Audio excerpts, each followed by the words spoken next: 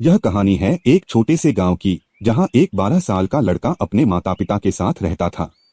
एक दिन उसने अपने दादाजी के गांव जाने का फैसला किया।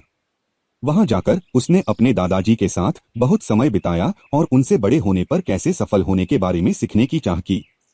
एक दिन उसने अपने दादाजी से पूछा, दादाजी, जब मैं बड़ा हो जाऊंगा तो मैं बहुत सफल होकर दिखाऊंगा। क्या आप मुझे सफल होने के लिए कुछ सलाह दे सकते हैं? दादाजी ने मुस्कुराते हुए उसकी ओर देखते हुए कहा, जरूर बेटा, और उसे एक पौधों की दुकान ले गए। वहां से उन्होंने दो छोटे पौधे खरीदे।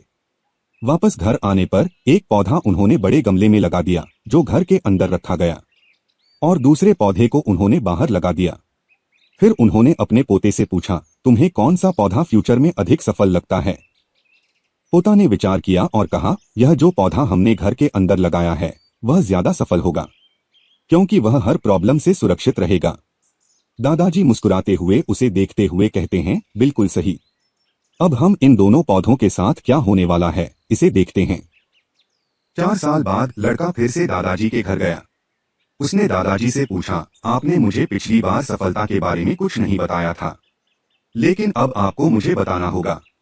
दादाजी ने उसे मुस्कुराते हुए उसी जगह ले गए जहां उन्होंने पहले पौधा लगाया था।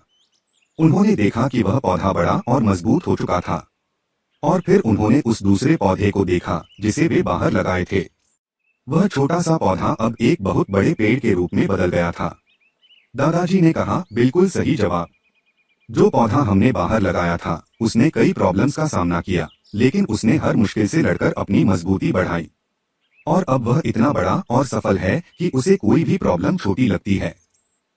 फिर उसने अपने पोते की तरफ देखते हुए कहा, बेटा, याद रखना कि सफलता के लिए हर मुश्किल का सामना करना जरूरी है, और जब तक तुम संघर्ष करते नहीं तब तक तुम अपनी मंजिल तक नहीं पहुंच सकते। अगर वीडियो पसंद आई तो लाइक व सब्सक्राइब करें और हमें कमेंट में बताएं कि आप आगे किस प्रकार की वीडियो देखना पसंद करेंगे।